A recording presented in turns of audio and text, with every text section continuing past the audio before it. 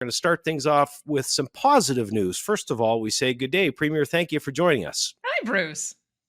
I see our credit rating was upgraded, and that is very good news. It would seem that your strategy to invest and pay off debt is working. Well, I think it's important to know just how significant that is because when we get a higher rating, it means that we pay lower interest charges when we go to renew our debt.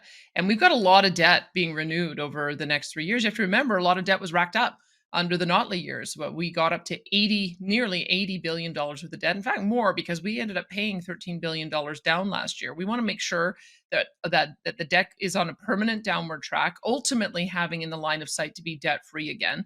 It's why we've put 50% of all surpluses are going to go towards debt repayment. And I'm glad to see that the credit rating agencies are noticing because when that $26 billion comes up for renewal, obviously we don't have money sitting in the bank to pay it off. It is sadly going to have to be renewed at higher rates, double the rates that we did initially. It's going to increase our finance charges, but we'll get a little bit of a bonus that we'll have lower rates. And so a little bit less in interest, which means we'll have more money to be able to meet our commitments to Albertans. Hey, another week and another whopper of an announcement from the federal government. This time, it's the electric vehicle mandate. They want to get us all off of gas-powered vehicles, and they want to do it in short order.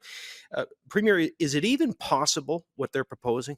No, it's not possible. And everybody has said so as well, which is the thing I find so remarkable. It's like everybody is looking at the naked emperor thinking he has clothes and nobody wants to say it. Well, as you know, I am not afraid to speak truth. And here's the reality that we face. One is that not only would it be impossible to ramp up the production to that level. That's one thing you have to keep in mind is the entire country buys about 1.5 million cars a year. So you're talking about ramping up the level of EV production so that 20% of that volume in 2 short years is going to be electric vehicle. That's one reason why I think it's going to be impossible. The second part of the problem is that people aren't buying them. If you look at what's happening in the United States, both GM and Ford have just scaled back their production because they've got a bunch of inventory growing on their parking lots because people are concerned about charging stations. They're concerned about the cost of batteries. They're concerned about range and what happens if they don't have the right range. And so it's not the kind of car that works for everyone. Number three is we want to build out a hydrogen infrastructure. We've already demonstrated that's the direction we're going with the investment in Air Products, which is a net zero hydrogen facility. They'll be producing hydrogen fueling stations. Edmonton International bought 100 hydrogen Toyota Mirais, and we bought 3 of them from them. So we've started our fleet of hydrogen vehicles in our government, where we launched and helped supported the hydrogen buses that are piloted right now in Edmonton and Strathcona. We're working to do dual fuel vehicles to convert semi trucks. But this is the point. This is all early stage. None of that is going to be available by 2026 to roll out so that it's 20%. So the other aspect is the power grid. The power grid cannot support more than 2 plug-in vehicles on a block. People have to upgrade their homes so that they can accommodate fast chargers. The grid needs to be upgraded so it could accommodate that. And in addition to that, think of all of the cost associated with the batteries that are needed to make sure that we can continue with this kind of volume.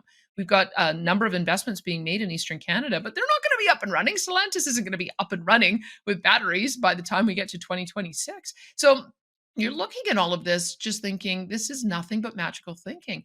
The impact is going to be severe, though. I mean, I've told people that we better buckle up because we're going to end up seeing rationing of gas powered vehicles. When I talked to the manufacturers, this is what they told me. If we only buy 2,000 electric vehicles in this market, it means to be able to meet their 20% target, they're only going to be allowed to sell 8,000 gas powered vehicles. So in a province that sells 200,000 or buys 200,000 vehicles a year, that means that by the end of January, we're going to be into rationing and you're going to have to get on a list to wait till next year. That's the only way I can see this working. And I want people to be prepared for it because it's not doable, but it's going to have an enormous impact on the lives of everyday Albertans.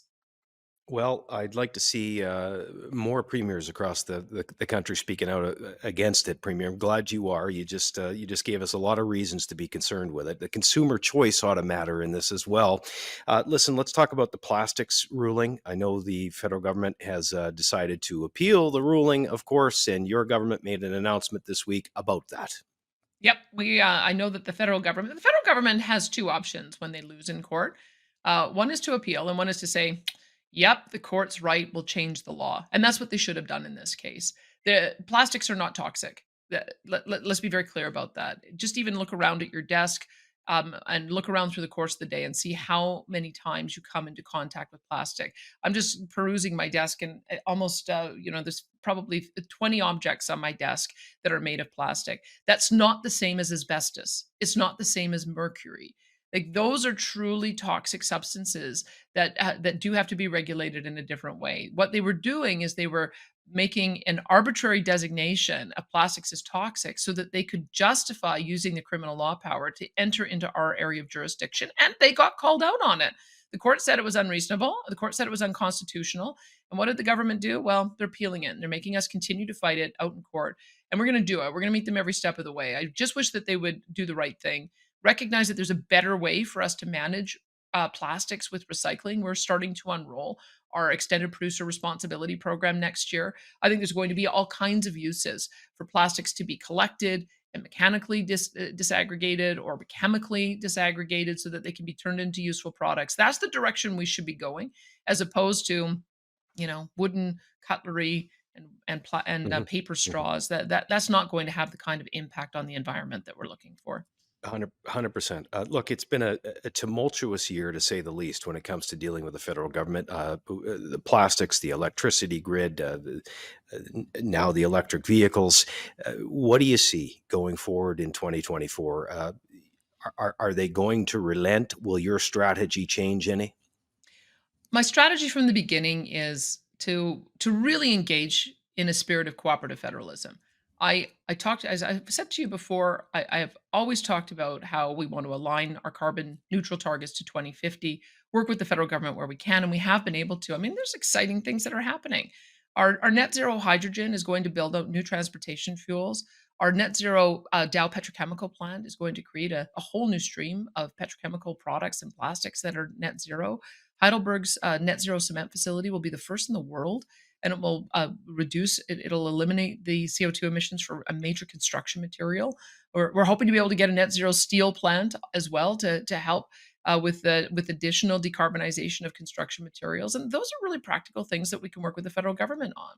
We know that our friends in Saskatchewan and New Brunswick and Ontario are pursuing small modular nuclear, and so we want to partner with them on that. I think that there's an appetite now to see if it will work in our market, and we're going to continue building out the hydrogen infrastructure as well, so that we can offer more alternatives for zero emissions vehicles for our citizens. But why not work collaboratively? This is what I'm just scratching my head over. Why does the environment minister continue to make unilateral pronouncements in our area of jurisdiction that are clearly unlawful, clearly in violation of the Constitution, clearly harmful to consumers, and get away with it? So I would say that I will have a constructive relationship with those federal ministers that want one.